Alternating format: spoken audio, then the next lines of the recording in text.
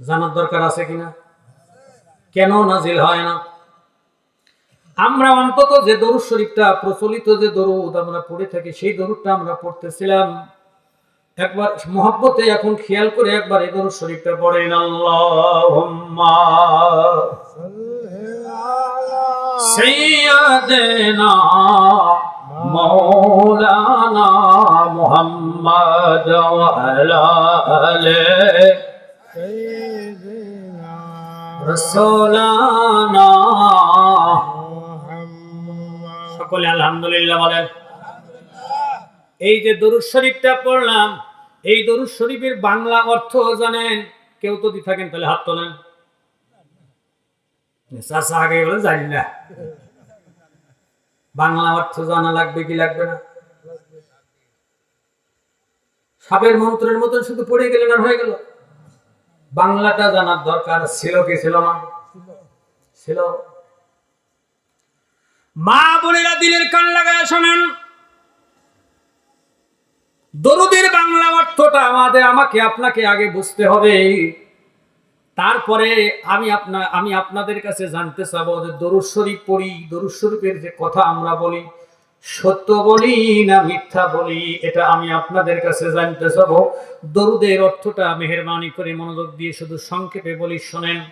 আমরা দরুদের মধ্যে বলতেছি আল্লাহুম্মা সাল্লি আলা, আল্লাহ আপনি শান্তি দান করেন তার উপরে সাইয়্যিদিনা মুহাম্মদ, মাওলানা মুহাম্মদ, সাইয়্যিদিনা মুহাম্মাদের উপরে, মাওলানা মুহাম্মাদের উপরে আল্লাহ শান্তি দান করেন। জোরে বলেন মারহাবা। এবার মনোযোগ দেন। সাইয়্যিদিনা মুহাম্মদ, মাওলানা মুহাম্মদ। সাইয়্যিদ শব্দের অর্থ হলো নেতা। নুন আলিফ জবর না জুমা মুতাকাল্লিম বহু বচনের অর্থ দিচ্ছে। সাইয়্যিদিনা মানে আমাদের নেতা। বলেন মারহাবা। আমরা ঘোষণা দিচ্ছি আমাদের নেতা মুহাম্মদ, আল্লাহ তাআলা তার উপরে শান্তি দান করেন। মাওলানা মুহাম্মদ, মাওলা শব্দের অর্থ হলো অভিভাবক। মাওলানা মানে আমাদের অভিভাবক, আমাদের অভিভাবক মুহাম্মদ, আমাদের নেতা মুহাম্মদ, আমাদের সরদার মুহাম্মদ। কথা কি বুঝতেছেন? আমাদের নেতা মুহাম্মদ, আমাদের অভিভাবক মুহাম্মদ, আল্লাহ তার উপরে শান্তি দান করে। এই ঘোষণাটা আমরা দরুদে দিচ্ছি। এখন বলেন যে মুহাম্মদকে নেতা হিসাবে যে মেনে নিতে পারে নাই, মুহাম্মদ রাসূলুল্লাহকে অভিভাবক হিসাবে যে ব্যক্তি তার জীবনে নারী হোক আর পুরুষ হোক মেনে নিতে যে পারে নাই, তার এই দরুদ শরীফ পড়ে এই ঘোষণাটা দেওয়া সত্য হয় না মিথ্যা হয়? কথা কয় না? মিথ্যা হয় না সত্য হয়? মিথ্যা হয়। এখন বলেন মিথ্যা কথা বললে রহমত আসে নাকি গজব আসে? কি আসে? মিথ্যা কথা ধর্মের নামে, মিথ্যা কথা ইবাদতের নামে যদি বলেন, রহমতের আশা তো করা যাবেই না, গজব যে কি পরিমাণ আসবে তার কোনো হিসাব থাকবে না। তাহলে দরুদ শরীফে আমরা যা বলি সেটা আমাদের ঠিক করার দরকার আছে না নাই? ঠিক কি করবেন নাকি আমি রেখে দিবেন? সকলে আলহামদুলিল্লাহ বলেন। ওয়াজের আসলে মগজ সময় থাকে হলো 8টা থেকে 10টা। এই সময় মানুষের ব্রেন ভালো থাকে। এখন আপনারা গ্রামের মানুষ রাত জেগে অভ্যাস নেই, 12টা বাজতে যাচ্ছে ঘুম ঘুম ভাব, বলে হুজুর যতই বুঝান বুঝবো না। আলহামদুলিল্লাহ বলেন। ভাইরা আমার, নেতা জীবনের সবচেয়ে গুরুত্বপূর্ণ বিষয়। আল্লাহ রাব্বুল আলামিন কালামে পাকের মধ্যে ঘোষণা দিয়ে বলেন, ইয়াউমা নাদউ কুল্লা উনাসিম বিইমামিহিম। আল্লাহু আকবার। কিয়ামতের ময়দানে আল্লাহ রাব্বুল আলামিন প্রত্যেকটা মানুষকে তার নেতা সহকারে ডাক দিবে, তার সরদার সহকারে আসরের ময়দানে ডাক দিবে। আপনাকে ডাকা হবে আপনার নেতা সহকারে। আপনি যদি নেতা মুহাম্মদ রাসূলুল্লাহকে মানেন তাহলে মুহাম্মদ রাসূলুল্লাহর পেছনে উঠবেন। মুহাম্মদ রাসূলুল্লাহর মতে পথে আদর্শের উলিল আমর যারা পৃথিবীতে আছে তাদেরকে যদি আপনি নেতা মানেন তাহলে তাদের পেছনে আপনি উঠবেন। আর যদি মুহাম্মদ রাসূলুল্লাহ তার মত পথ আদর্শের যেই মানুষগুলো সেই মানুষগুলোকে বাদ দিয়া অন্য কোন ব্যক্তিকে যদি আপনি নেতা আদর্শ হিসেবে মেনে নেন, আপনি হাজী হতে পারেন, গাজী হতে পারেন, নামাজি হতে পারেন, রোজাদার হতে পারেন, যা কিছুই আপনি হন না কেন, উঠার বেলায় সেদিন কিন্তু আপনি তার পিছনেই উঠতে হবে। এটা আমার কথা না, আল্লাহর কোরআন দলিলে সাক্ষ্য দেয়। জোরে বলেন মারহাবা। এখন নেতা কাকে মানবেন এটা ঠিক করেন ভাই। কথা কি বুঝতে পেরেছেন? নেতা কাকে মানবেন এটা ঠিক করাটা খুবই জরুরি বর্তমান সময়ের জন্য হয়ে গেছে। আবার ভাইরা, মুহাম্মদুর রাসূলুল্লাহকে মনে প্রাণে দিলে অন্তর থেকে আপনি নেতা হিসেবে গ্রহণ করে নেন। এরপরে আপনি সাইয়েদেনা মুহাম্মদ, মাওলানা মুহাম্মদ আপনি ঘোষণা দেন, আপনার এই ঘোষণা আল্লাহর দরবারে কবুল হয়ে যাবে। একটু জোরে কোন, আরো জোরে কোন সুবহানাল্লাহ।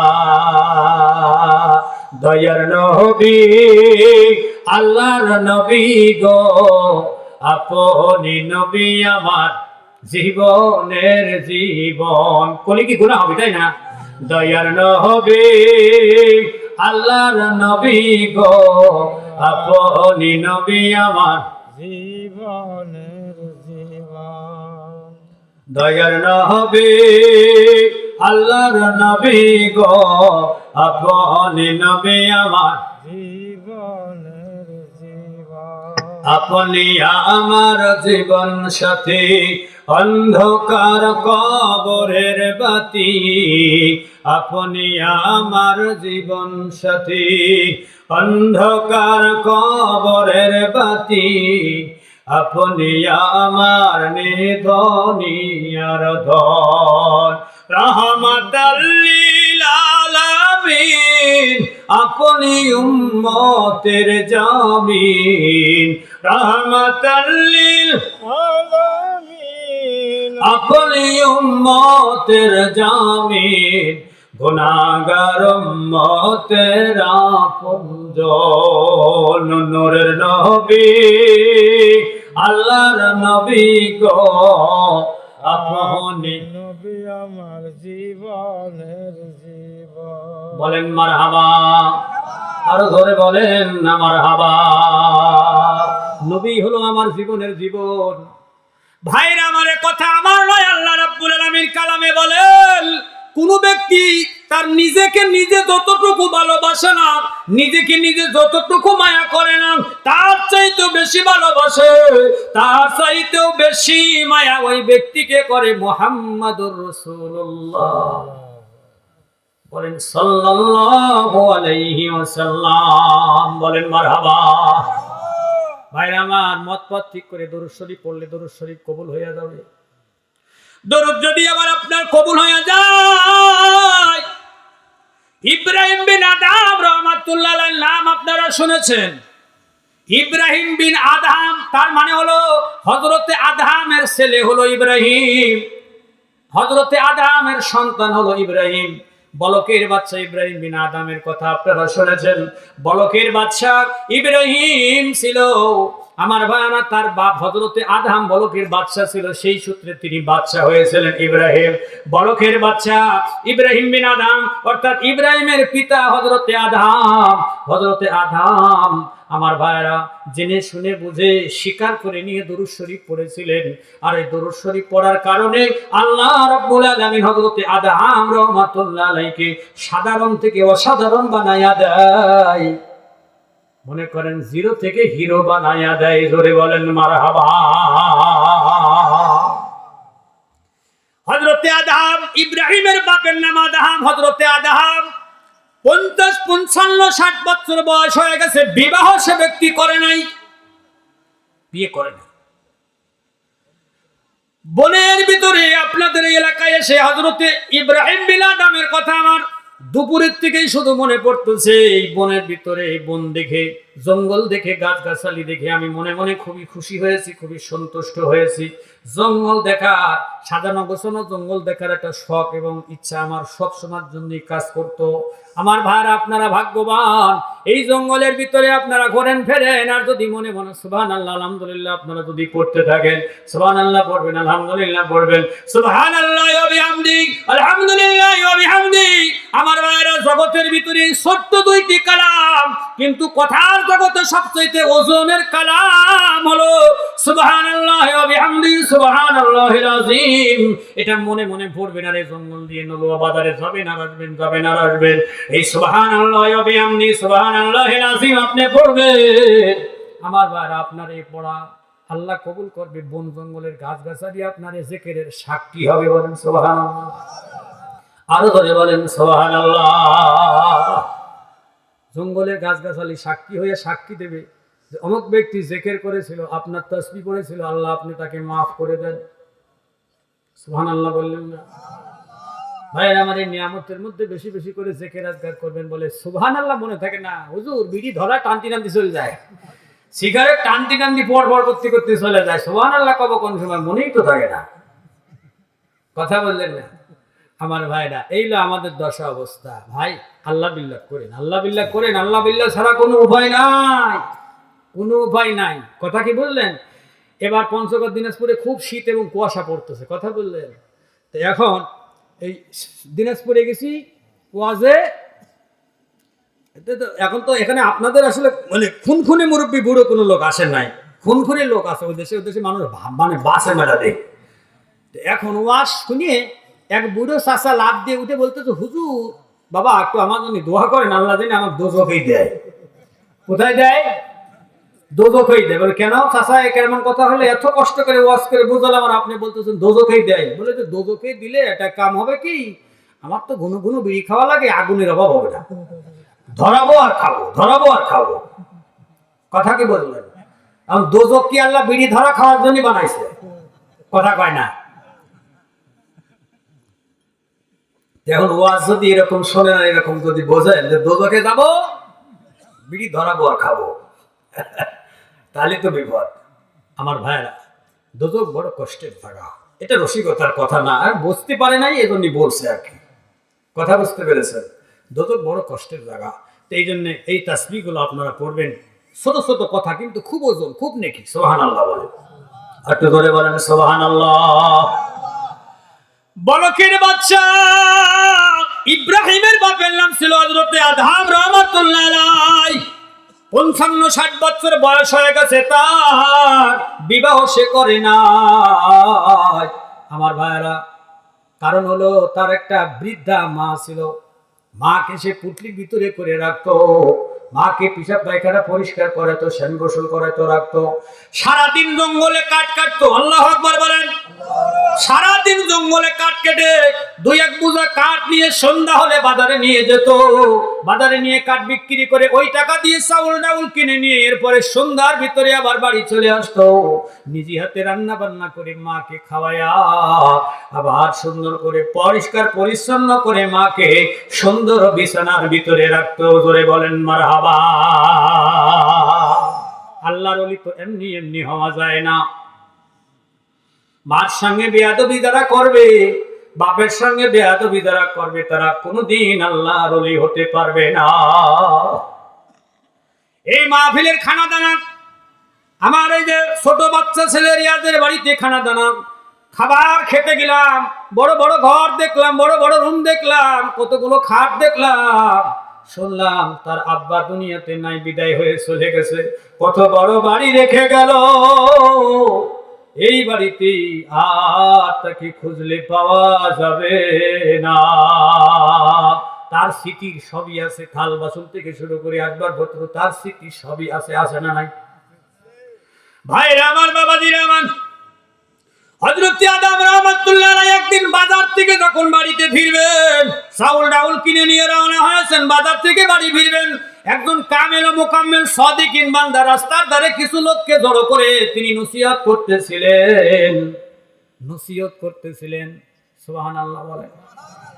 নসিহত করতেছিলেন। ভাইরা আমার, ধর্মের নসিহত আমরা করি, আপনারা শোনেন। যে ব্যক্তি নসিহত করে তারও লাভ হয় না, যারা নসিহত শোনে তাদেরও লাভ হয় না। কেন লাভ হয় না তা কি জানেন?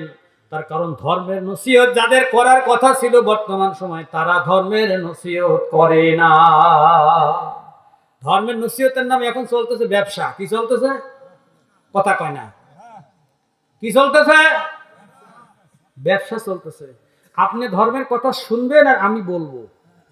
আমি যদি ধর্মের জ্ঞানী হই তাহলে আমাকে বলতে হবে, আর আপনি যেহেতু জ্ঞান আপনার নাই, আপনার আমার কাছ থেকে শুনতে হবে। এটা হলো বিধান। এখানে শোনা, আপনি শুনবেন আর আমি বলবো, এর মধ্যে তো কোনো লেনদেন থাকতে পারে না। থাকতে পারে? কথা কয় না। সাহাবীরা ধর্মের দাওয়াত দিয়ে ধর্মের কথা মানুষকে শোনায় টাকা পয়সা নিয়েছে? কথা কয় না।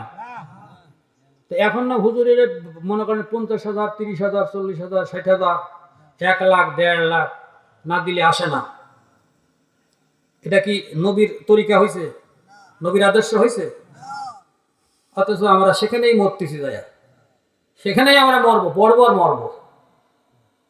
এই জন্য তারা নসিহত করে, কিন্তু তাদের নসিহতে মানুষের কোনো কল্যাণ উপকার হয় না। কথা বুঝতে পেরেছেন? ধর্মের নসিহত দেখেন, কোরআন হাদিসের তো দলিল আছেই। আমি একটা অলির ওয়াকিয়া দিয়ে আপনাদেরকে একটু দলিল দিই, একটা মানে বোঝানোর জন্য বলতেছি।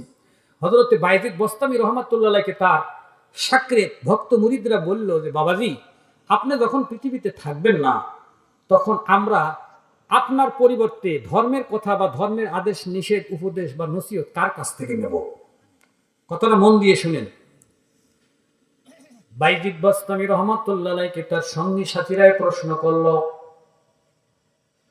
বায়জিদ বোস্তামী রাহমাতুল্লাহ আলাইহি উত্তর দিলেন যে, আপনারা ধর্মের নসিহত ওই ব্যক্তির কাছ থেকে নেবেন যেই ব্যক্তির মধ্যে আমিও নাই তুমিও নাই। সুবহানাল্লাহ কোন? যেই ব্যক্তির মধ্যে আমিও নাই, কোন জোরে খান, আমিও নাই তুমিও নাই। কথা মজার কথা হলো না? যেই ব্যক্তির মধ্যে আমিও নাই তুমিও নাই, এইরকম মানুষের কাছ থেকে ধর্মের নসিহত নিতে হবে। বলেন মারহাবা। একটু জোরে বলেন মারহাবা। আমি যে কথাটা বললাম, এই কথাটা কি কেউ বুঝতে পেরেছেন? হ্যাঁ, শুনি নেই হুজুর কোনদিন। মারহাবা বলেন। যে ব্যক্তির মধ্যে আমিও নাই তুমিও নাই, তার কাছ থেকে ধর্মের নসিহত নেওয়া লাগবে। সেই লোকেরই খুবই অভাব বর্তমান সময় হয়ে গেছে। আপনাদের খারাপ লাগতেছে ভাই? ঠান্ডা তো 11টা পার হয়েছে। আলহামদুলিল্লাহ বলেন। আর একটু ধরে বলেন আলহামদুলিল্লাহ। আরো ধরে বলেন আলহামদুলিল্লাহ। মহিলা মা বোনরা একটি লোক যাবেন না, মহিলাদের জন্য গরম ওয়াজ আছে। মারহাবা কোন? গরম ওয়াজ মহিলাদের জন্য স্পেশাল করে রেখে দেওয়া আছে। শেষকালে আপনারা শুনিয়ে পড়ে যাবেন। কষ্ট করে এসেছেন দিনের মাহফিলে, দিন দুটি শিখেই আপনাদেরকে যেতে হবে। আল্লাহ রাব্বুল আলামিন যেন তৌফিক দান করেন। সকলেই বলেন আমিন। আরো ধরে বলেন আমিন। আরো ধরে বলেন আমিন। ওরে দেখেই আপনার মুজিজা, ভাগ্যবতী হয় খাদিজা। মারহাবা কোন? দেখেই আপনার মুজিজা, ভাগ্যবতী হয় খাদিজা। সুপিয়া দিল জীবন আর যৌবন, দয়ার নবী আল্লাহর নবী গো, আপনি নবী আমার জীবন। দয়ার নবী আল্লাহর নবী গো, আপনি নবী আমার জীবনের জীবন। দেখিয়া হযরত বিলাল প্রেমেতে হইল মাতাল। মারহাবা কোন? হযরত বিলাল রাসূলুল্লাহকে যেদিন প্রথম দেখেছিলেন, এক দেখাতেই বিলাল পাগল হয়ে গিয়েছিল, বেহুশ বেকারার হয়ে গিয়েছিল। আল্লাহু আকবার বলে। কথা বুঝলে? ওরে দেখিয়া হযরত বিলাল প্রেমেতে হইল মাতাল। ওরে শৈল ও মায়ার জ্বালাতো দেখে তাহার প্রেম ভক্তি বিল্লালকে দিলেন মুক্তি দেখে তাহার প্রেম ভক্তি বিল্লালকে দিলেন মুক্তি ওরে বানাইল আপনের আপনজন দয়ার নবী আল্লাহর নবী গো আপনি নবী আমার জীবনের জীবন মারহাবা বলেন আরো ধরে বলেন মারহাবা জীবনের জীবন তো নবীজিকেই বানানো লাগবে কারণ হলো আপনি নারী হন পুরুষ হন মৌত আপনার একদিন হবে কবরে একদিন আপনাকে শুইতে হবে কবরে শোয়ার পরে এক হাদিসের ভিতরে আসছে কবরের ভিতরে আপনাকে তুলে তিনটা প্রশ্ন করা হবে জোরে কোন কয়টা আরো জোরে কয়টা তিনটা প্রশ্ন করা হবে তার মধ্যে একটা প্রশ্ন আছে ওমান নবিয়ুকা তোমার নবীকে কথা কি বুঝতে পেরেছেন তোমার নবীকে এই প্রশ্নটা করা হবে বুখারী শরীফের আরেকখানা অন্যত্র আরেকটা হাদিসের ভিতরে আসছে প্রশ্ন তিনটা করা হবে না কবরের ভিতরে প্রশ্নই করা হবে মাত্র একটা ধরে কোন কয়টা আরেকটা অন্য হাদিসের কথা বলতে সেখানে আসছে যে কবরে প্রশ্নই করা হবে হলো একটা সে প্রশ্নটা কি জানেন কবরের ভিতরে মুর্দা ব্যক্তিকে জিন্দা করে নূর নবী বিশ্ব নবী রাহমাতুল লিল আলামিনের মুবারক ছবিখানা তার সামনে নিয়ে এসে ধরে ফেরেশতারা প্রশ্ন করবে মান হাযা রাজুলুন এই লোকটাকে তুমি চেনো কিনা আল্লাহু আকবার কর ফেরেশতারা জিজ্ঞেস করবে এই যে লোকটাকে দেখানো হচ্ছে এই লোকটিকে তুমি চেনো কিনা কবরে যদি আপনি এই লোকটিকে চিনতে পারেন সঠিক পরিচয় দিতে পারেন কবরে পাস আর যদি আপনি সঠিক পরিচয় দিতে না পারে তাহলে আপনি ধরে খান ফেল ভয় কাল্লা ফেল আপনি ফেল হয়ে যাবেন যদি আপনি কবরে নূর নবীকে যদি চিনতে না পারেন জোরে বলেন মারহাবা আর জোরে বলেন মারহাবা এই জন্য কবি আফসোস করে বলেন ওরে কবর দেশে মা বাবাকে দেখতে পাবা না কবর দেশে বন্ধু বান্ধব দেখা হবে না মারহাবা খান কবর দেশে মা বাবাকে দেখতে পাবা না ওরে কবর দেশে বন্ধু বান্ধব দেখা হবে না দেখবো যাকে তিনি হলেন নূরে মদিনা মারহাবা ওরে দেখবো যাকে তিনি হলেন শাহে মদিনা আমার মরণ আসিবে কবে কেউ তো জানে না আমার মরণ আসিবে কবে কেউ তো জানে না আমি মারা গেলে তোমরা কেহ ভুলে যেও না আমি মারা গেলে তোমরা কেহ ভুলে যেও না আমার মরণ আসিবে কবে কেউ তো জানে না মারহাবা বলেন কবরে দেখবো হলো নূর নবীকে দেখা হবে নূর নবীর সঙ্গে চিনতে পারলে কপাল খুলে যাবে আর চিনতে না পারলে কপাল পুড়ে যাবে এখন দুনিয়ার জিন্দেগিতে যদি নবীর সঙ্গে সম্পর্ক করার চেষ্টা যদি না করি নবীর পথে নবীর মতে নবীর দলে নবীর আদর্শে নবীর চরিত্রে নবী আখলাকে যদি নিজেকে দাঁড় না করাইয়া সারা জীবন যদি নবীর জায়গায় অন্য ব্যক্তিকে সয়েজে পছন্দের নির্বাচনে যদি জায়গাটা দিয়ে রাখি কবরে যাওয়ার পরে নবীজিকে চিনতে পারবো না ব্যর্থ হয়ে যাবে আল্লাহ আমাদেরকে তওবা করে ফিরে আসার তৌফিক দেন নবীর পথে মতে পথে আদর্শে আমাদেরকে চলার তৌফিক আল্লাহ নসিব করেন বলেন আমিন আরো জোরে কোন আমিন আরো জোরে বলেন আমিন আরো জোরে বলেন আমিন। এই দুনিয়া সারা জীবন থাকার জায়গা না, অন্ধকার কবর আমার আসল ঠিকানা। মারহাবা কোন মানুষ যেহেতু মনে করেন মেলা রাত হয়ে গেছে, তো একটু মানুষ মানে মনোযোগ তো মানে ই করা লাগবে, একটু মানে ইয়ে না হলে তো হয় না। এই দুনিয়া সারা জীবন থাকার জায়গা না,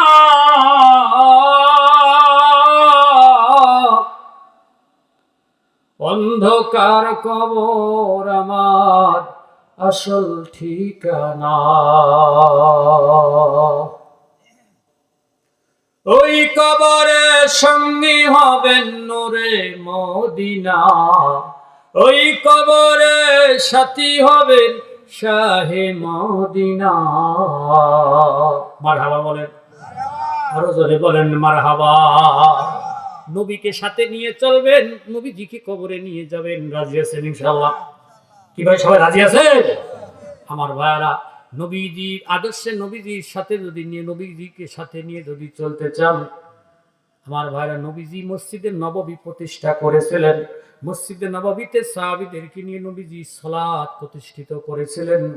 আপনাদেরকে মসজিদ প্রতিষ্ঠিত করতে হবে, মসজিদে সালাত প্রতিষ্ঠিত করতে হবে। আমার ভাইরা, যেই সমস্ত ব্যক্তি, যেই সমস্ত বাটপারেরা বলে ইসলামের ভিতরে মসজিদ নাই, ইসলামের মধ্যে নামাজ নাই, দেশে বর্তমানে এমন কিছু শয়তান ভণ্ড আর বাটপার বের হয়েছে, বলে কোরআনের নামাজের দলিল নেই। নাউজুবিল্লাহ খান। এই সমস্ত বাটপার আর বদমাইশদেরকে অচিরেই শুধু আপনার ইসলামী একটা হুকুমত শুধু আগে আসার অপেক্ষা, ইসলামী হুকুমত যদি দেশে কায়েম হয়, এই সমস্ত বাটপারদেরকে দিবালোকে বিচার করে মনে করেন ঝোলায় রাখা হবে। সারা কোরআন তল্লাশি করে খুঁজে তারা 5 ওয়াক্ত নামাজের দলিল পাচ্ছে না। কত বড় শয়তান, কত বড় বেয়াদব। আমার ভাইরা, এই সমস্ত বাটপার, এই সমস্ত ভণ্ডদের কথায় প্রভাবিত হয়ে ঈমানকে নষ্ট করবেন না, ঈমানকে বিকৃত করবেন না, ঈমানকে ধ্বংস করবেন না। আমার ভাইরা, নবীজি সালাত আদায়কারী, সালাত প্রতিষ্ঠাকারী ছিলেন। আমার ভাইরা, আমি আফসোসের সঙ্গে বলি, আজকে দেখেন, খারাপ ভালো বড় কথা নয়, সৌদি আরব ইসলামের হলো জন্মভূমি। সৌদি আরব নাকি কোন, তারা কি বোঝে না? কোরআন বোঝে না, হাদিস বোঝে না? আর তারা যে পরিমাণ আরাম বিলাসী লোক, তারা কষ্ট করে নামাজ পড়ে 5 ওয়াক্ত। তা কি জানেন? তারা কষ্ট করে 5 ওয়াক্ত নামাজ পড়ে, তা জানেন? নামাজ পড়ে, আর কিছু করুক আর না করুক, নামাজ তারা পড়ে। ওযু যদি নাও করতে পারে, তাই মন করে হলেও নামাজ পড়ে। কথা কি বুঝতে পেরেছেন? তারা নামাজ ছাড়ে না। আল্লাহু আকবার বলেন। আর আমাদের দেশের কিছু কিছু কানা ছাগল, ন্যাংরা বলদ, নামাজ কোরআন শরীফে খুঁজেই পাচ্ছে না। জুতা দিয়ে পিটাতে হবে না? একদিন জুতা দিয়ে পিটাতে হবে, সকাল বিকাল। নামাজ, মসজিদ, নামাজ, শরীয়ত যাদের সাথে নাই, তারা ইসলামের কোন লোক নয়। মুসলমানের দলে তাদের কোনো জায়গা নাই। সিমটি বাবা, মুসালা, জটালা, দাঁড়িয়ালা, হ্যাঁ, বিভিন্ন রকমের লাল শালো, সাদা শালো, এ শালো, সে শালো, কত রকমের ভ্যাগ ধরে ভান্ডারি ভণ্ডামি করে কত রকমের লোক বর্তমানে বের হয়েছে। কোরআন লাগে না, হাদিস লাগে না, নামাজ লাগে না, ওযু লাগে না, তাওরাত লাগে না, কিছুই তাদের লাগে না। আর মানুষ কি পাগলের পাগল। এই সমস্ত মানুষের পেছনেই মানুষ পাগলের মতন দৌড়ায়া দৌড়ায়া যায়া ঈমানকে বিসর্জন দিয়ে যাচ্ছে। বলেন নাউযুবিল্লাহ, আর জোরে বলেন নাউযুবিল্লাহ। এদের সঙ্গে থাকবেন না। আমার ভাইরা, নামাজ, রোজা, হজ, যাকাত, ইসলামী শরীয়ত যাদের আছে তাদের সঙ্গে থাকবেন, হক্কানি উলামাদের সঙ্গে থাকবেন, নবীর খাঁটি ওয়ারিসদের সঙ্গে থাকবেন, আশিকে রাসূলদের সঙ্গে থাকবেন, সালিহিন বান্দাদের সঙ্গে থাকবেন, কোন ভণ্ডের সঙ্গে থাকবেন না। যদি থাকেন তাহলে কিয়ামতে বিপদের শেষ থাকবে না। আল্লাহ আমাদের বুঝার তৌফিক দেন। সকলে বলেন আমিন। আরো জোরে বলেন আমিন, আরো জোরে বলেন আমিন। বলতেছিলাম ভাইরা আমার, ও মা বোনেরা, দিলের কান লাগায়া শুনে যাও। হযরতে আদম রাহমাতুল্লাহ আলাইহি বাড়ি ফিরতেছিলেন বাজার থেকে। একজন হক্কানি বুজুর্গ রাস্তার ধারে কিছু লোকজন নিয়ে নসিহত করতেছিলেন। ভাই মনে করেন হযরতে আদম দাঁড়ায় গেল, এখন সেই বুজুর্গ ব্যক্তি নসিহত করতেছে, বাবাজিরা আমার, ভয় ভক্তি বিশ্বাস নিয়ে মহব্বত আদব ইখলাসের সাথে তোমরা দরুদ শরীফের আমল শুরু করে দাও। দরুদ শরীফ বেশি বেশি পরিমাণে আপনারা পড়েন। যদি দরুদ শরীফ পড়েন, দরুদ শরীফ পড়তে পড়তে পড়তে পড়তে এমন একটা হাল অবস্থার মধ্যে একটা বান্দা বান্দি পৌঁছে যাবে, ওই ব্যক্তির সঙ্গে দরুদের মালিক নূর নবী সাল্লাল্লাহু আলাইহি সাল্লাম স্বপ্ন যোগে দেখা দেবে। জোরে কইলেন না? নবী স্বপ্ন যোগে তার সঙ্গে দেখা দেবে। দরুদের আমলে বলেন মারহাবা, আরো জোরে বলেন মারহাবা। কথা বুঝলেন ভাইরা আমার? দরুদ আমরা আমাদের জীবনে পড়েছি, কিন্তু পড়ার মতন করে নিয়ে দরুদ আমরা জীবনে পড়ি নাই। ইব্রাহিম বিন আদম রাহমাতুল্লাহ আলাইহি এই নসিহতটা শোনার পরে তার মনে পড়ে গেল, মাকে বাড়িতে রেখে এসেছি, হুজুরের ওয়াজ তো আর শোনা যাবে না। আল্লাহু আকবার বলেন। মাকে বিছানা অসুস্থ মাকে রেখে এসেছি, আমি ছাড়া মার তো কোনো উপায় নাই, আমি ছাড়া মাকে তো দেখার কেউ নাই। ভাইরা আমার, আমি আপনাদেরকে বলি, আপনাদের স্ত্রীরা যদি মা বাপকে না দেখে, আপনারা দেখবেন, আপনার মা আপনি দেখবেন, আপনার বাপ আপনি দেখবে। কখনোই বাপ মাকে ফেলে দিবেন না, বাপ মাকে ফেলে দিলে আল্লাহ নারাজ হইয়া যাবে। স্ত্রীদের ভাল লাগে দেখুক, না লাগে না দেখুক, কথা বলেন না? আপনারা দেখবেন, আল্লাহ কবুল করুন, সকলেই বলেন আমিন, আরো জোরে বলেন আমিন। ইব্রাহিম হযরতে আদম ওয়াজ শুনেছে, একটা ওয়াজ, শুধু দুই একটা কথা শুনছে যে দরুদ শরীফ পড়ার মতন করে ভয় ভক্তি বিশ্বাস নিয়ে পড়লে সে ব্যক্তি দরুদের ওসিলায় নবীজির সঙ্গে তার দেখা হয়। সুবহানাল্লাহ বলেন, জোরে বলেন সুবহানাল্লাহ। হযরত আদম রাহমাতুল্লাহ আলাইহি এই সবক নিয়ে, এই আমলটুকু শুধু নিয়ে বাড়িতে চলে আসলেন। মাকে পরিষ্কার পরিচ্ছন্ন করে খাবার দাবার রান্না করে মাকে সুন্দর করে খাওয়া, বিছানা করে মাকে শোয়াই দিলেন। এরপরে আরেকটা রুমের ভিতরে যায় নামাজ বিছাইয়া হযরত আদম রাহমাতুল্লাহ আলাইহি বসে দরুদ শরীফ পড়া শুরু করে দিল। বলেন মারহাবা। বয়সে ঈশান নামাজের পরে আর উঠেছে ফজরের নামাজের আগে। সুবহানাল্লাহ কবেন না? আর জোরে বলেন সুবহানাল্লাহ। বইছে ঈশান নামাজের পরে আর উঠেছে ফজরের নামাজের আগে আগে।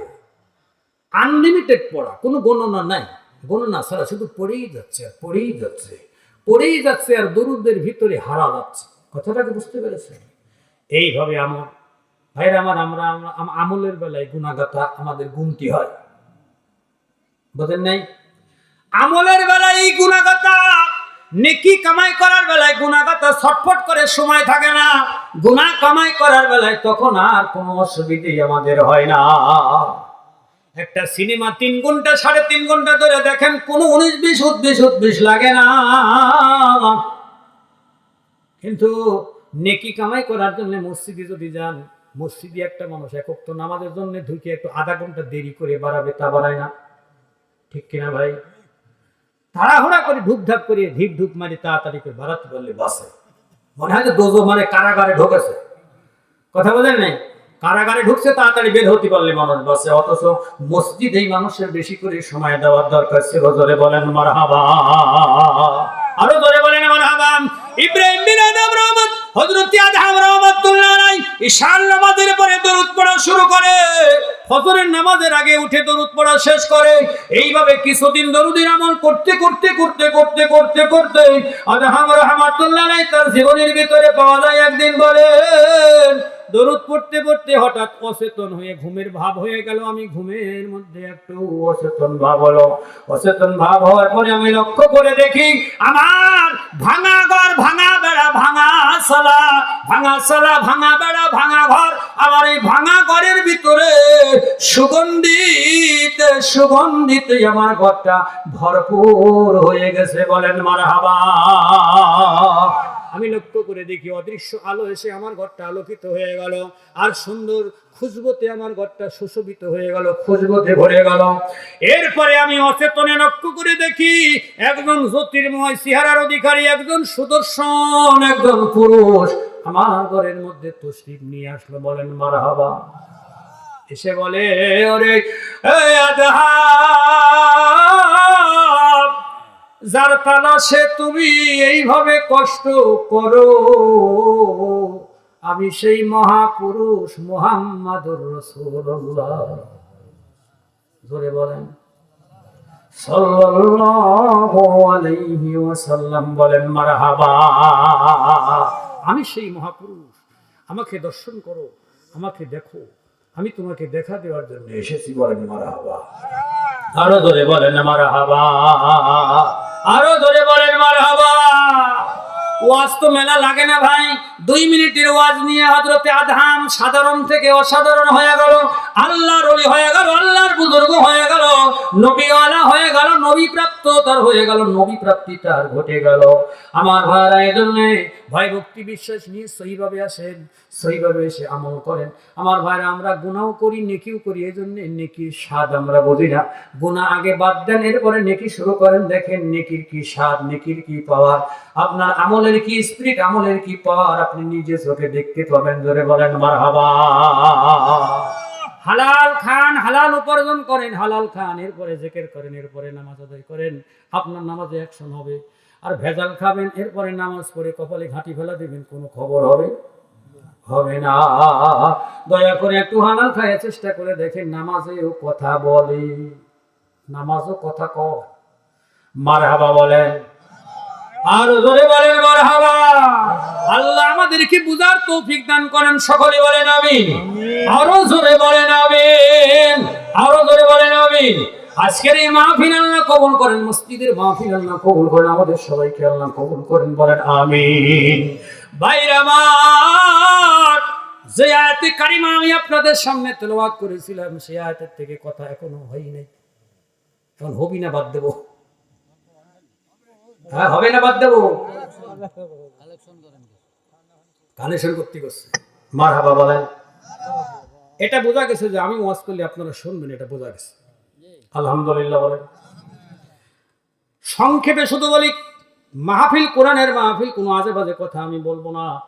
ভাইরারে আমার, বাবাজিরা আমার, পর্দার আড়ালে মা বোনেরা বসে আছেন, দিলের কান লাগায়া সরেন।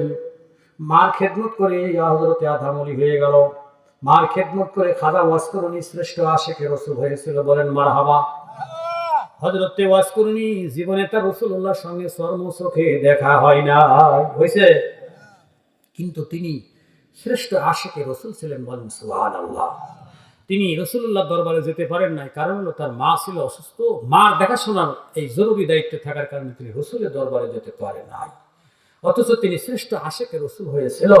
আর আপনি বাপ মাকে কষ্ট দিয়ে, বাপ মাকে লাথি জুতা মাইরে, বোর কথা শুনে, পরের মেয়ের কথা শুনে নিজের বাপ মার সঙ্গে বেয়াদবি করে আপনি ওলি হবেন? হজ করে পাপ মাফ করবেন? হজ করলে পাপ মাফ হয়?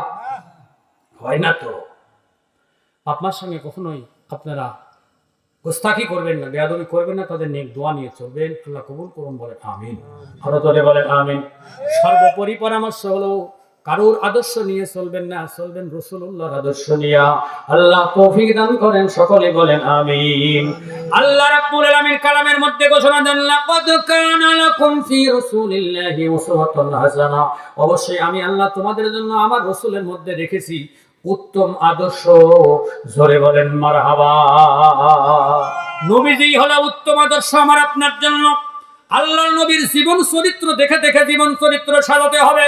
সাহাবা আজমাইনদের জীবন চরিত্র দেখে দেখে জীবন চরিত্র সাজাতে হবে।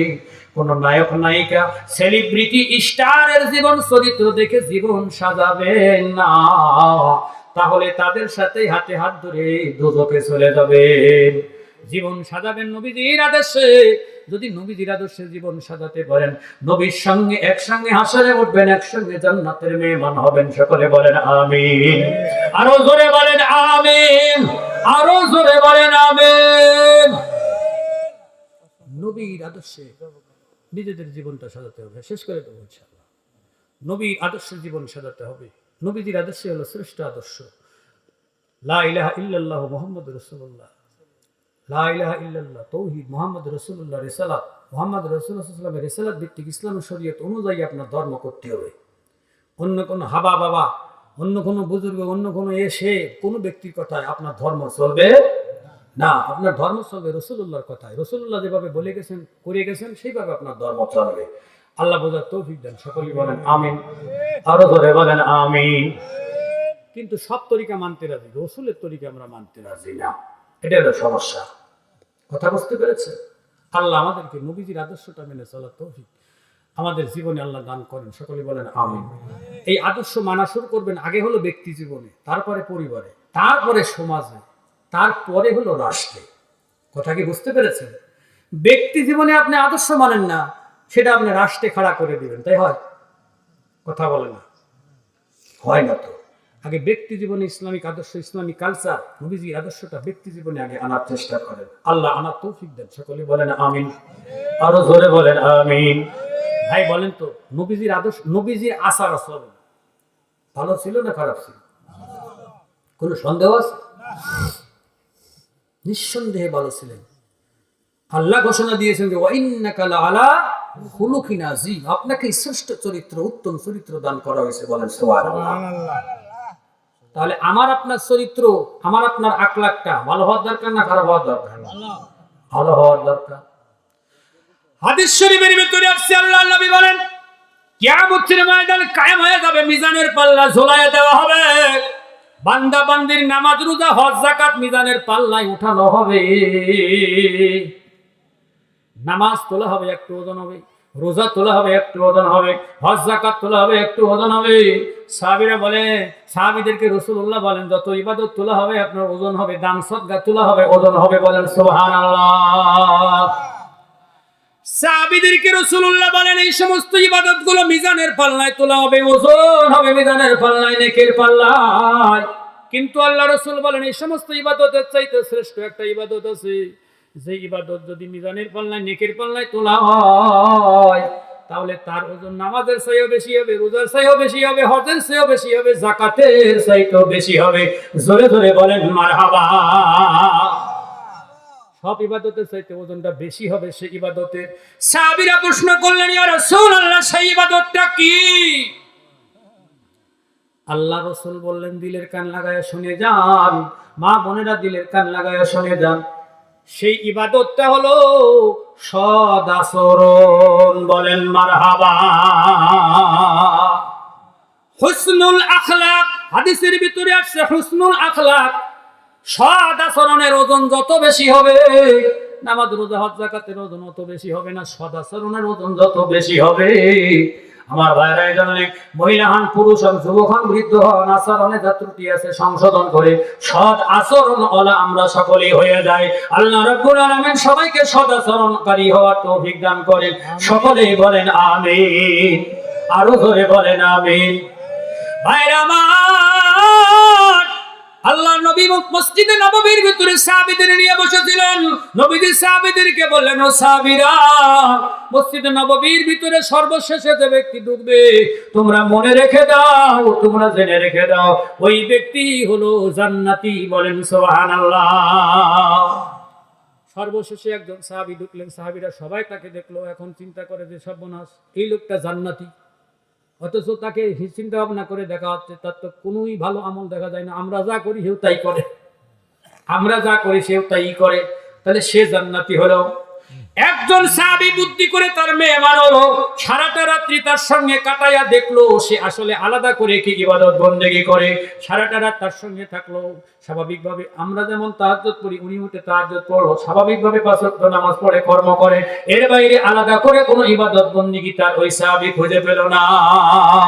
সকালবেলায় ওই সাহাবী জান্নাতি সাহাবীকে প্রশ্ন করেন, ভাই আল্লাহর নবী ঘোষণা দিয়েছেন আপনি জান্নাতি, কিন্তু কি কারণে আপনি জান্নাতি সেই কারণ খোঁজার জন্য আপনার মেহমান হয়ে আপনার সঙ্গে দিনরাত কাটালাম, কিন্তু আপনার ভিতরে বাড়তি করে কোনো আলাদা আমল খুঁজে পেলাম না। সাহাবী বলে, ভাই আপনাদের যে আমল আমারও সেই আমল, বরং আরো আমল কম আছে। বলতে তাহলে কেমন কথা হলো? বলতেছে, ভাই আমি আমার মনে পড়েছে আমি একটা আমল করি, এখন এই আমলটা হয়তো হতে পারে স্পেশাল, হয়তো হতে পারে এটাই আল্লাহর কাছে পছন্দের। জোরে বলেন মারহাবা। একটা আমল আমি করি। বলে কি আমল করেন? বলে আমি একটি আমল করি, সারা দিন শেষে রাত্রিবেলায় বিছানায় যাওয়ার আগে আমি যদি কাউকে কষ্ট দিয়ে থাকি তাহলে আমি তার কাছে মাপ চাইয়ে নেই। আর আমাকে যদি কেউ কষ্ট দেয়, সে মাপ চাক আর না চাক, আমি তাকে মাপ করে দিয়ে তারপরে শুই। জোরে করবেন না, কথা কি বুঝতে পেরেছেন? আমি যদি কাউকে কষ্ট দেই তার কাছে মাপ চেয়ে নেই। হযরত আলী রাদিয়াল্লাহু তাআলা আনহু বলেন, তুমি যদি কোনো ভাইকে কষ্ট দিয়ে থাকো, তুমি যদি কোনো ভাইকে ব্যথা দিয়ে থাকো, তুমি যদি কোনো ভাইকে ঠকায়া থাকো, আজই তার কাছে যাও, তার হাত ধরে মাপ নাও, পাও ধরে মাপ নাও, যেভাবে হোক মাপ নাও। তার কারণ মাপ নেওয়ার জন্য আগামীকাল তুমি সময় নাও পেতে পারো। ঠিক কিনা ভাই? কিন্তু আমরা কি তা করি? কথা বলেন, আমরা কি তা করি? মায়ের পেটের ভাই বছরের পর বছর কথা কয় না। মায়ের পেটের ভাই, মনে করেন ভাই আসতেছে রাস্তার এই দিক দিয়ে মুখামুখি, আমি যাচ্ছি এই দিক দিয়ে মুখামুখি, ভাইয়ের মুখ দেখার সাথে সাথে রাস্তা চেঞ্জ করে চলে যায়। এরকম কিছু হাটখড়ি মার্কা লোক আছে না? রাস্তায় তার চেঞ্জ হয়ে যাচ্ছে, অথচ মার পেটের ভাই। এই ধরনের জঘন্য নোংরা আচরণ যারা করে, আমার ভাইরা, তাদের আচরণ কোনোদিনও সুন্দর হতে পারে না। আর আচরণ যদি সুন্দর না হয়, তাহলে সবচাইতে ওজনের ইবাদত থেকে সে ব্যক্তি বঞ্চিত হয়ে যাবে। এজন্য সুন্দর আচরণ আল্লাহ আমাদেরকে নসিব করুন, সকলেই বলেন আমিন। নবীওয়ালা আচরণ, সাহাবীদের আচরণ আল্লাহ আমাদেরকে নসিব করুন, সকলেই বলেন আমিন। আরো ধরে বলেন আমিন। ভাইরা আমার, আমরা নবীর আদর্শ মানবো, কারোর আদর্শ আমাদের মানার দরকার নেই, নবীর আদর্শ আমরা মেনে চলবো। এখানে আপনারা যারা আছেন, বিয়ে করছেন কারা কারা? হাত তোলেন, আল্লাহু আকবার। ওরে আল্লাহ, সবই বিবাহিত, কোন মারহাবা। আরো জোরে কোন মারহাবা। আপনারা স্বামী, আপনারা কি? কথা কয় না। আপনারা কি বিবাহিত? যেহেতু আপনারা তো বিশেষ হলো যে কোনো না কোনো নারীদের স্বামী, ঠিক কিনা ভাই? আপনারা স্বামী আছেন এখানে, স্বামী। আপনারা স্বামী না আসামি? হ্যাঁ, স্বামী না আসামি? এই যে রিয়াদ একটা চা নিয়ে এসো। স্বামী না আসামি একটু টেস্ট করি, তারপরে কালেকশনটা শুরু করি। সকলে বলেন মারহাবা। মহিলারা হাসতেছে, বুঝলেন? মারহাবা কোন? স্বামী না আসামি আপনারা? আল্লাহ রাসূল বলেন, নবীজির আদর্শে, নবীজির তরিকায় কোনো ব্যক্তি যদি নিজেকে স্বামী দাবি করতে চায় কোন নারী, তাহলে সেই ব্যক্তির মধ্যে 5টা বৈশিষ্ট্য থাকা লাগবে, 5টি গুণ সেই ব্যক্তির মধ্যে থাকা লাগবে। 5টি বৈশিষ্ট্য, 5টি গুণ যদি সেই ব্যক্তির মধ্যে থাকে, তাহলে সে হলো স্বামী। আর যদি তা না থাকে, তাহলে সে হলো আসামি। ধরে খান কি? আসামি। ঘুম আছে না ঘুম ভাঙছে? মারহাবা বলেন আমার ভাইরা, সে হলো আসামি। ইসলামী আদর্শ, নবীজির আদর্শ, নবীজির তরিকা, নবীজির আখলাক কি বলে সেটা সরে যান। আল্লাহ রাসূল বলেন যে ব্যক্তি নিজে যেমন খায়, স্ত্রীকেও ঠিক একই রকমের খাওয়ায়, সে হলো স্বামী। মারহাবা বলেন। আপনি যেমন খান, আপনার স্ত্রীকেও তেমনই খাওয়াতে হবে। ধরে বলেন, কথা কয় না। খাওয়ান না বোধহয়, খাওয়ান না বোধহয়, এই জন্য বলতেছেন না। নিজে যেমন খাবেন, স্ত্রীকেও তেমনই খাওয়াবেন। কথা কি বুঝতেছেন? নিজেই আপনি যে মানের খাবার খাবেন, স্ত্রীকেও আপনি ওই মানের খাবারই দিতে হবে, তাহলে আপনি স্বামী হবেন। যদি তা না দেন, তাহলে আপনি আসামি। এখন যদি আপনাদেরকে একজন একজন করে কোশ্চিন করা হয়, প্রশ্ন করা হয়, আপনি কি যে মানের খান স্ত্রীকে খাওয়ান, তখন কিন্তু ভাই উত্তর সঠিক দিতে পারবেন না। আমাদের পাবনার কথা বলতেছি, মনে করেন বড় একটা মাছ যদি বাড়ি নিয়ে আসা হয়, মহিলারা কাটে, মহিলারা রাঁধে, মহিলারা কত সুন্দর করে যত্ন করে সবকিছু তৈরি করে। এরপরে বড় বড় চাকাগুলো স্বামীর জন্য আলাদা করে তুলে দেয়, ছেলে পেলে খায়, আত্মীয় স্বজন খায়। শেষকালে বউ খাওয়ার বেলায় যাইয়া দেখে কড়াইয়ের ভিতরে ন্যাস পড়ে আছে। ন্যাস কি চেনেন আপনারা? আপনার এদিকে কি ন্যাস খায়? বউরা ন্যাস খায় না মোটা মোটা মোটা মোটা চাকাটা খায়? হ্যাঁ, মোটা মাছটা খায় না ন্যাস খায়? ভাইরা আমার, ইসলাম ইসলাম ইসলাম করে গলা ফাটাইয়া গলা ছিঁড়ে ফেলে যাচ্ছি আমরা। নবীর আদর্শ আমরা আমাদের ব্যক্তি জীবনে আমাদের পরিবারের ভিতরে আনতে পারি না। আমি যে মানের খাবো আমার স্ত্রীকে সেই মানেরই খাওয়াতে হবে। এর নাম হলো ইসলাম, এর নাম হলো নবীর তরিকা, এর নাম হলো নবীর আদর্শ। জোরে বলেন মারহাবা। কথা বুঝলেন? বাড়ি যদি গোশ রান্না হয় সকলেই খায়, ভোরবেলায় যায় দেখা যায় যে হাড়হুড় পড়ে আছে। কথা বুঝলেন? ভোরবেলায় হাড়হুড়, সে কিন্তু সবাই যা খাইলো সে কিন্তু তা পেল না। তাহলে কি সমান হয়েছে? হয় নাই। তাহলে হক কি কম বেশি হলো না? হক কম বেশি যখন হবে তখন আপনি স্বামী থাকবেন না আসামি হবেন? কথা কয় না? আসামি আপনি হবেন, কোনো সন্দেহ নাই। 2 নম্বর আদর্শে, নবীর আদর্শে বলা হয়েছে 2 নম্বর আদর্শ, আপনি যে মানের পোশাক পরবেন আপনার স্ত্রীকে ওই মানের পোশাকটাই পরাতে হবে। বলেন মারহাবা। যেই মানের পোশাক আপনি পরবেন আপনার স্ত্রীকে ওই মানের পোশাকটাই দিতে হবে। আপনি বুকি হাত দিয়ে বলতে পারবেন না আমি যে মানের কাপড় পরি আমার বউকে সেই মানের কাপড় দিয়ে বুকি হাত দিয়ে বলার মতন স্বামী খুব কম আছে। ঠিক কিনা ভাই? আপনি 2500-3000 টাকা দামের বেলেদার পরেন, চাদর পরেন, শাল পরেন 4000 টাকা দামের। আপনি শীতের দিন বাহারি কাপড় চোপড় করে নলুয়া বাজারে যায় মন করে ঘোরেন, অথচ আপনার বাড়িতে খবর নিয়ে দেখা যায় এই কনকনে শীতের ভিতরে আপনার বউর একটা সুইটার নাই। এরকম কিছু লোক আছে না? এরকম কিছু লোক কিন্তু আছে ভাই। ওয়াজ কি খারাপ লাগতেছে? মারহাবা কন। আপনাদের খারাপ লাগলেও অসুবিধা নেই, মহিলারা ইতিমধ্যে দোয়া শুরু করে দিয়েছে। বলেন মারহাবা। ভাইরা আমার, বাবাজিরা আমার, যেই মানের খাওয়া যেই মানের পড়া আপনার হবে, আপনার স্ত্রীরও সেই মানের খাওয়া সেই মানের পড়া হবে। এটা নবীজির আদর্শ শিক্ষা দেয়, এটা অন্য কোনো আদর্শ শিক্ষা দেয় না। এই আদর্শ আপনাকে মেনে চলতে হবে। 3 নম্বরে হলো মেয়েদের মুখে আঘাত করা যাবে না, মারা যাবে না, মারলে অন্য জায়গায় মারবেন। 4 নম্বরে মেয়েদেরকে খোঁটা দেবেন না, কটু কথা বলবেন না। 5 নম্বরে হলো স্ত্রীদেরকে যত জরুরি হোক না কেন একা একা বাড়ির বাইরে থাকতে দেওয়া যাবে না। এটাই হলো নবীজির আদর্শ। জোরে বলেন মারহাবা। অনেকে আছে স্বামী তার বউ 5 দিন হলে কোথায় যায় আছে সে খবরই যায়। মার বাড়ি আছে না, খালার বাড়ি আছে না, বোনের বাড়ি আছে না, অন্য কোন জায়গায় চলে গেল, ওনার বউর ওনার কোন খবরই নেই। এরকম কিছু দেলদার স্বামী আছে না? আছে। কিন্তু এটা নবীজির আদর্শ নয়। নবীজির আদর্শ খুবই ভয়ঙ্কর।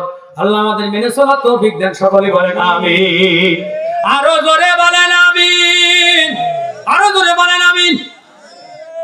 এবার হলো আদর্শ স্ত্রী, আদর্শ স্বামী পার হয়ে গেল। এবার হলো আদর্শ স্ত্রী। ভাইরা আমার, সময় তো শেষ হয়ে গেল। 12টা ওই দেখেন 11টা 38 বাজে। ভাইরা আমার, আদর্শ স্ত্রী যারা হবে, ভাইরা আমার 5 ওয়াক্ত নামাজ তারা পড়বে, রমজানের রোজা তারা রাখবে, স্বামীকে তারা মেনে চলবে, স্বামীকে তারা মেনে চলবে। সাহাবীরা রাসূলুল্লাহকে প্রশ্ন করেন, ইয়া রাসূলুল্লাহ, স্বামী যদি খারাপ হয় তাহলে কি করবে? আল্লাহর নবী বলেন, স্বামী হাজার খারাপ হলেও ওই মহিলাকে স্বামীকে মেনেই চলতে হবে। এটাই হলো বিধান। স্বামীকে তার মেনেই চলতে হবে, স্বামীকে তার মেনেই চলতে হবে। স্বামী হাজার খারাপ হোক, স্বামী খারাপ আছে দেশের লোকের কাছে আছে, সমাজের কাছে আছে, আত্মীয় স্বজনের কাছে আছে, স্বামী স্ত্রীর কাছে খারাপ হতে পারবে না। স্বামীকে, একটা নারীর স্বামীকে মেনেই চলতে হবে। এটাই হলো ইসলামের বিধান। ধরে বলেন মারহাবা। স্বামীকে মেনেই তার চলতে হবে। তার যদি সতী সাধ্বী হতে হয়, তাকে যদি জান্নাতি রমণী হতে হয়, অবশ্যই তাকে স্বামীকে মেনে চলতে হবে। এটাই হলো ইসলামের রীতি এবং বিধান। ধরে বলেন মারহাবা। মহিলা মা বোনেরা, তাদেরকে যদি বলা হয়, মহিলা মা বোনদেরকে আল্লাহ খাদিজাতুল কুবরার সঙ্গে জান্নাত দিও, মহিলারা খুশি হয় না বেজার হয়? কিন্তু খাদিজাতুল কুবরা রাদিয়াল্লাহু তাআলা আনহা আল্লাহ রসুলকে যখন বিয়ে করেছিলেন, রসুলের কিছুই ছিল না। খাদিজা তদানীন্তন সময়ে মক্কার শহরে এই মনে করেন যে হাতে গোনা 10 জন বড় ধনী, 10 জন প্রথম শ্রেণীর ধনীদের মধ্যে একজন ধনী ছিলেন বিবি খাদিজা। বলেন মারহাবা। বিবি খাদিজা আল্লাহ রসুলকে বিবাহ করার পরে এরপরে ওলিমা অনুষ্ঠানের যখন আয়োজন করল, মক্কার ধনী শ্রেণীর বিভিন্ন উচ্চ শ্রেণীর মানুষেরা ওলিমা অনুষ্ঠানে এসে বলতেছে, খাদিজা এত ধনী, এত বুদ্ধিমান, এত সতীসাধ্য, এত তীক্ষ্ণ বুদ্ধি সম্পন্ন একটা নারী এত বড় ভুল কাজ কি করে করলো? যার কিছু বলতে কিছু এরকম লোক বিয়ে করলো। এই কূট কথা কান কথা শোনার পরে হযরতে খাদিজা তিনি তদানীন্তন সময়ের নিয়ম অনুযায়ী তার স্থাবর অস্থাবর সমস্ত সম্পত্তি মুহাম্মদুর রাসূলুল্লাহর নামে লিখে দিল। জোরে গান, হাঁটু জোরে গান। লিখে দেওয়ার পরে অলিমা অনুষ্ঠানে বলল যে এখন থেকে আমি হয়ে গেলাম নিঃস্ব আর মুহাম্মদ হয়ে গেল শ্রেষ্ঠ ধনীদের একজন। বলেন সুবহানাল্লাহ, হাঁটু জোরে বলেন না সুবহানাল্লাহ। আর মহিলাদের যদি বলা হয় বাপের বাড়ির জমি বা তার সে তো আলাদা কথা আছেই, যদি বলা হয় যে তোমার কাছে 2, 5, 10, 20 হাজার টাকা থাকে, এখন আমি একটু অভাবের ভিতরে পড়েছি, অন্তত 5,000 টাকা একটু ধার দেও। এমনও লোক আছে যাদের বউয়ের কাছে টাকা ধারছে, টাকা পাই নাই, এই দুঃখ বহু লোকের আছে। আছে না নাই? কথা কন না, বউর কাছে টাকা ধার চাইছে, বউ কইছে যে সব মানুষের দেব, তোমার ধার দেব না, কারণ তোমার ধার দিলে পাওয়া যাবে না। কথা বুঝলেন ভাইরা আমার? এমন স্বামী হলাম যে বউ বিশ্বাস করে না, 5,000 টাকা ধার দিবে, দেবে না, বলে টাকা দিলে পাওয়া যাবে না। আর যদি বলা হয় যে বাপের বাড়ি জমি পাইছো, বিঘিখানি জমি বেশি নিয়ে এসো, ব্যবসা বাণিজ্য করি, তে তো কাম হয়েছে না, জীবনেও আনবে না। কথা বুঝতে পেরেছেন? অথচ বিবি খাদিজা সব লিখে দিল রাসূলুল্লাহর নামে। বলেন মারহাবা, আরো জোরে বলেন মারহাবা। এই জন্য খাদিজার সঙ্গে জান্নাতে যেতে চাইলে তো খাদিজার মতন আচরণ হওয়ার দরকার, নাকি কন? খাদিজার মতো আচরণ যেন মা বোনদের আল্লাহ নসিব করে। দুনিয়া ক্ষণস্থায়ী সম্পদ, সব থেকে যাওয়া লাগবে। এসেছি খালি হাতে উলঙ্গ হয়ে যাবো খালি হাতে উলঙ্গ হয়ে চলে যাব, কিছুই সঙ্গে নিয়ে যেতে পারবো না। ঠিক কিনা ভাই? কিছুই নিয়ে যেতে পারবো না, দুনিয়াটা ক্ষণস্থায়ী। রব্বুল আলামিন ঘোষণা দিয়ে বলেন বাল তুযিরুনাল হায়াতাদ দুনিয়া ওয়াল আখিরাতু খায়রুন ওয়া আবকা। বলেন আল্লাহু আকবার। রব্বুল আলামিন ঘোষণা দিয়ে বলেন, ও দুনিয়ার বান্দা বান্দীরা, যদিও তোমরা দুনিয়াকে চিরস্থায়ী মনে করতেছো, এই দুনিয়া চিরস্থায়ী না, এই দুনিয়া দামি না, এই দুনিয়া চিরস্থায়ী কোনোদিনই হবে না। আমি আল্লাহ বলে দিলাম দুনিয়া ক্ষণস্থায়ী, আখিরাতই তোমাদের জন্য চিরস্থায়ী, কল্যাণকর, মঙ্গলময়। ধরে কোন সুবহানাল্লাহ। আখিরাতই চিরস্থায়ী, দুনিয়া চিরস্থায়ী নয় ভাই। এই জন্য ক্ষণস্থায়ী দুনিয়ায় যা কিছু আপনি নিজের জন্য করে যাবেন তাই হয়ে যাবে পরের জন্য, আর যতটুকু আপনি পরের জন্য করে যাবেন তাই হবে আপনার নিজের জন্য। একটু জ্ঞান দিয়ে বিচার করে কথাটা বুঝে দেখেন, আপনি পরের জন্য যা কিছু করে যাবেন তার নিজের জন্য হবে। আর নিজের করে আমার ছেলে কি করে খাবে জমাও, আমার মেয়ে কি করে খাবে জমাও। এই ছেলে মেয়ে করে যা জমায়েত হয়ে যাবেন, চলে যাবেন, ছেলে মেয়ে খাবে, মারামারি করবে, আপনার সম্পদ নিয়ে গুনাহ করবে কি করবে না? ভাইরা আমার, বাবাজির আমার, এই জন্য বুদ্ধিমান যারা তারা দুনিয়া ঠিক রাখে, আখিরাতও তারা ঠিক রাখে। তারা হযরতে আবু বকরের মতো নয়, তারা হযরতে উসমানের মতো নয়। জোরে কান সুবহানাল্লাহ। আল্লাহ নবীর দরবারে একজন ভিক্ষুক এসে বললেন, ইয়া রাসূলুল্লাহ, ইয়া হাবিবাল্লাহ, হুজুর, সারা জীবন বিক্রি করতে হাঁটতে জীবনই তো শেষ করে ফেললাম। ইয়া রাসূলুল্লাহ, আমাকে একটু পদ্ধতি বলে দেন যাতে আমার ভিক্ষে করা না লাগে। আল্লাহ রাসূল বললেন, ও ভিক্ষুক, তুমি আমার সাহাবী হযরতে উসমানের কাছে চলে যাও। জোরে কান মারহাবা। উসমানের কাছে যায়, সালাম দিয়ে বলো, আমি রাসূলুল্লাহ তোমাকে পাঠিয়েছি, কথাটা বলো। ফকির গেছে, হাঁটতে উসমান রাদিয়াল্লাহু দরবারে ফকির গেল। ফকির উসমান রাদিয়াল্লাহর সঙ্গে দেখা করতে যায়, দেখতেছে হযরতে উসমান গুড়ির কুলা, গুড়ির হাড়ির পাশে হযরতে উসমান দাঁড়া আছে। গুড়ের হাড়ির ভিতর থেকে পিঁপড়া ছোট ছোট গুড়ের টুকরা মুখ দিয়ে তুলে নিয়ে যখন উঠে আসতেছে, হযরতে উসমান পিঁপড়া ধরে পিঁপড়ার মুখ থেকে গুড় খুলে আবার কুলার ভিতরে রাখতেছে। সুবহানাল্লাহ। ফকির চিন্তা করে, আল্লাহ আকবার, ভিক্ষে করে খেলে কি হবে? আমি ফকির, আমার যে পরিমাণ দিল আছে তাও তো লোকের নাই, পিঁপড়া গুড় খেয়ে যাবে তাই সহ্য করতে পারে না। এইরকম মানুষের কাছে মুহাম্মদ রাসূলুল্লাহ আমাকে পাঠালো, এই লোক আমার কি সাহায্য করবে আর আমি কি সাহায্য নেব? দৌড়ে লোকের কাছে বলবই না, রাগ করে ভিড়ে চলে গেছে। যাই বলছে যে এই লোকের কাছে হবে না, আপনি নতুন লোকের কথা বলেন, এই লোকের কাছে হবে না। বলে যে আপনি কি আমার সালাম পৌঁছে আপনার প্রয়োজনের কথা বলেছেন? বলে বলবো কি, পিঁপড়া গুড় খাইয়া যায় তাই সহ্য করে না যে লোক, সে লোকের কাছে কি বলবো বলেন তো? কথা বুঝতে পারলে? সকলে আলহামদুলিল্লাহ বলে। শেষ পর্যন্ত হযরত উসমানের কাছে গিয়ে ফকির বলেছিল তার কষ্টের কথা। উসমান রাদিয়াল্লাহু বললেন যে আমার বাণিজ্য করে কাফেলা অনেকগুলো উট এসেছে, 1-150 উট, আপনি এখান থেকে মাল বুঝাই উটের মধ্যে থেকে যেই উটটা পছন্দ হয় সেটা নিয়ে চলে যান। উসমান রাদিয়াল্লাহু তাআলা উট নিয়ে যেতে যখন বললেন, ফকির কাঁপতে কাঁপতে কাঁপতে কাঁপতে ঘুরতে ঘুরতে যাইয়া উটের সামনের দিকে যাইয়া ধরছে। সামনে উট ধরে যখন টান মেরেছে, উটের স্বভাব হলো সামনে উট যেদিক দিয়ে যায় পেছনের মোট উট সেই দিকেই যায়। বলেন মারহাবা। সামনের উট ধরে যখন টান মেরেছে 100 উট একসাথে হাঁটা দিয়েছে। উসমান রাদিয়াল্লাহু তাআলা ঘোষণা দেন, একটি মাল বুঝাই উট দিলে বুঝি আল্লাহ খুশি হয় না, আল্লাহ খুশি হয় না। 100টা দিলে বুঝি আল্লাহ খুশি হয়। আমি 100টাই আল্লাহর হস্তে দিয়ে দিলাম। এটা জোরে বলেন সুবহানাল্লাহ। এই জন্য দুনিয়া ক্ষণস্থায়ী, দুনিয়া চিরস্থায়ী নয়। আমি আপনি থাকবো না, মসজিদ থাকবে, পরবর্তী প্রজন্ম নামাজ পড়বে, কিয়ামত